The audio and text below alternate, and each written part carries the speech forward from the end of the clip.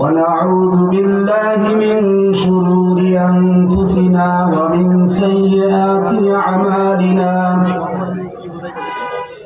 من يهده الله فلا مضل له ومن يضلل فلا هادي له ونشهد أن لا إله إلا الله وحده لا شريك له ونشهد أن سيدنا وسندنا وحبيبنا ومولانا محمدا عبده ورسوله صلى الله تعالى عليه وعلى آله وأصحابه وبارك وسلم تسليما كثيرا كثيرا. أما بعد فقد قال الله تعالى في كلامه المجيد وفرقانه الحميد. أعوذ بالله من الشيطان الرجيم. بسم الله الرحمن الرحيم. إن الذين آمنوا وعملوا الصالحات وأقاموا الصلاة وإيتاء الزكاة وقال رسول الله صلى الله عليه وسلم الفرق بين الإيمان وترك الصلاة أو كما قال عليه الصلاة والسلام. وقال تعالى إن الله وملائكته يصلون على النبي يا أيها الذين آمنوا صلوا عليه وسلموا تسليما. আমরা নামাজে দুরূদ শরীফ যেটা পড়ি এই দুরূদ শরীফ পড়ি মহব্বতের সাথে।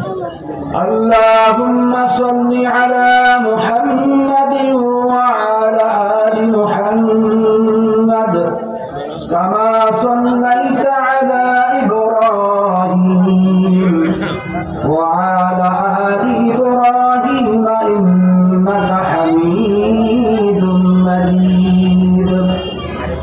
اللهم بارك على محمد وعلى آل محمد كما باركت على إبراهيم وعلى آل إبراهيم إنك حميد مجيد.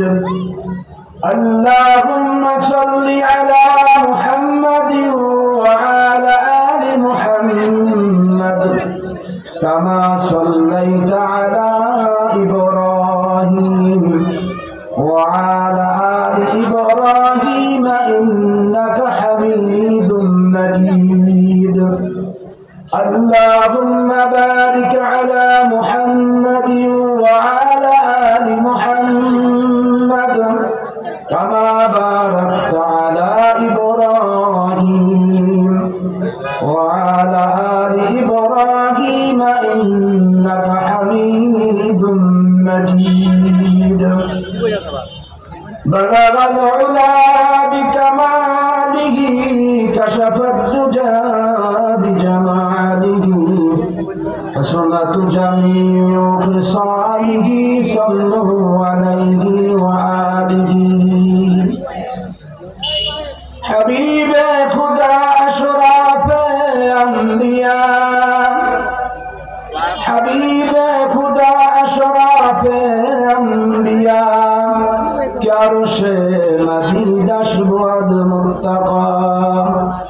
سبحانك لا علم لنا إلا ما علمتنا إنك أنت العليم الحكيم. آمنت بالله صدق الله مولانا العظيم وصدق رسوله النبي الكريم ونحن على ذلك من الشاهدين والشاكرين الحمد لله رب العالمين আলহামদুলিল্লাহ দিয়াখালী তালিমুল কোরআন মাদ্রাসা ও কেন্দ্রীয় মসজিদের উদ্যোগে তৃতীয় বার্ষিক ওয়াজ মাহফিল আজকে 11 তারিখ বুধবার তালিমুল কোরআন মাদ্রাসা কেন্দ্রীয় মসজিদের মাহফিলের সম্মানিত সভাপতি সাহেব, প্রধান অতিথি সাহেব, আজকের প্রধান মেহমান এবং বিশেষ মেহমান, আমার সামনে উপবিষ্ট দিন প্রিয় ইসলাম প্রিয় যুবক ভাইরা এবং পিতৃ সমতুল্য বাবারা, আল্লাহ রাব্বুল আলামিনের লাখ কোটি শুকরিয়া যে মহান রাব্বুল আলামিন আমাদের সকলকে আল্লাহর পবিত্র ঘর মসজিদে, আমরা যেখানে বসা আছি এটা কার ঘর? আল্লাহ তাআলার ঘর।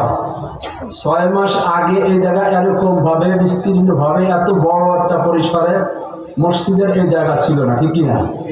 ছোট্ট একটা মসজিদ ছিল, দীর্ঘদিন এই মসজিদটা এখানে ছিল। পূর্বপুরুষরা মুরব্বীরা এই মসজিদে নামাজ পড়ছেন। সেই মসজিদটাকে আজকে ডেভেলপ করার জন্য, বড় করার জন্য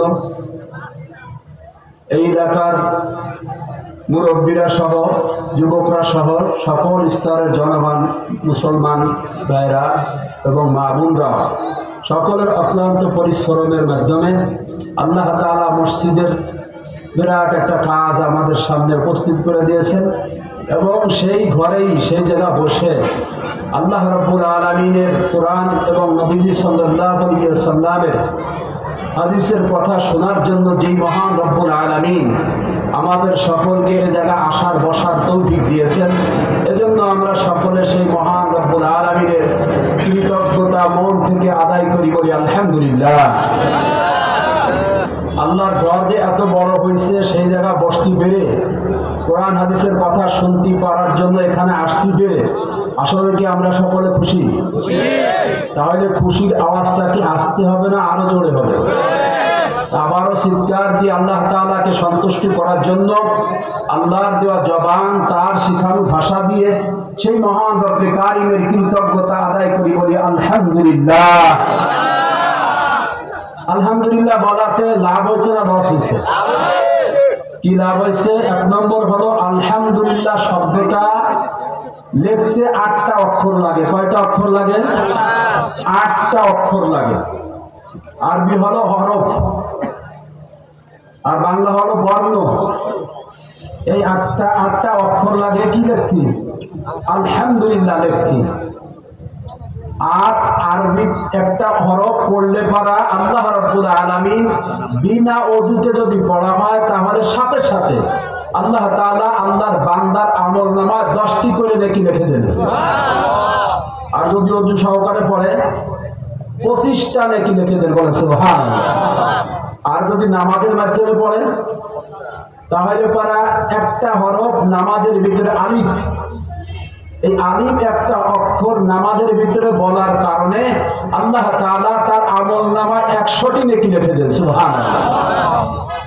তো আমরা ধরে নিলাম ওযু নাই, কারণ ওযু ছাড়াই আমরা একবার আলহামদুলিল্লাহ বলার কারণে রব্বুল আলামিন আপনার আমার সকলের আমলনামায় 80টি নেকি লিখে দিয়েছেন, সুবহানাল্লাহ। শুধু কি তাই? নবী সাল্লাল্লাহু আলাইহি ওয়াসাল্লাম বলেন, আমার কোন উম্মত, আল্লাহর কোন বান্দা এবং বান্দি আল্লাহকে সন্তুষ্টি করার জন্য যদি একবার আলহামদুলিল্লাহ বলে অন্তরের অন্তরস্থল থেকে, আল্লাহ রাব্বুল আলামিন সঙ্গে সঙ্গে খুশি হয়ে তার জন্য জান্নাতের 8টি দরজা খুলে দেন, সুবহানাল্লাহ। তাহলে পরা আমরা আলহামদুলিল্লাহ বলাতে আমাদের লাভ হয়েছে না লস হয়েছে? তাহলে আবারও জোরে জোরে চিৎকার দিয়ে সেই মহান রব্বুল আলামিন যিনি আমাদেরকে জবান দিয়েছেন এবং তিনি আবার তার শিখানো ভাষা দিয়েছেন যে তুমি আমার কৃতজ্ঞতা আদায় করো, আমার নিয়ামতের শুকরিয়া আদায় করো, এক কথায় তুমি আলহামদুলিল্লাহ বলো, সকল প্রশংসা হয়ে যাবে আমি রব্বুল আলামিনের, বলি সুবহানাল্লাহ। তাহলে আবার আমরা চিৎকার দিয়ে বলি আলহামদুলিল্লাহ। আজকে আমরা এখানে আসছি, আমি তো বক্তা না, বক্তা সামনে দুজন আসতেছে, ওরা হলো বক্তা। আমি আপনাদের এ জায়গায় সবসময় আসা যাওয়া করি, অনেকে চেনে অনেকে চেনে না, মন্ডল মার্কেট মসজিদের ইমাম সাহেব। তা আমি আসছি হলো আপনাদের সামনে বসার জন্য, মুজাকারা করার জন্য। সামান্য হুজুররা আসার আগে কিছু কথা বলে, কিন্তু কথা হলো যে আমরা যে এখানে আসছি হলো উলামায়ে কিরামরা কিছু নসিহতের কথা বলবে, সেইটা আমরা আমলের নিয়তে শুনবো। কিসের নিয়তে শুনবো? আমলের নিয়তে শুনবো। আমরা সকলে যারা এখানে আসছি, আমরা কি মুসলমান কিনা? আমরা কি মুসলমান? মুসলমান। ইয়া আইয়ুহাল্লাযীনা আমানু, ইয়া আইয়ুহাল্লাযীনা আমানু ওয়া আমিলুস সালিহাত, ইন্নাল্লাযীনা আমানু ওয়া আমিলুস সালিহাত।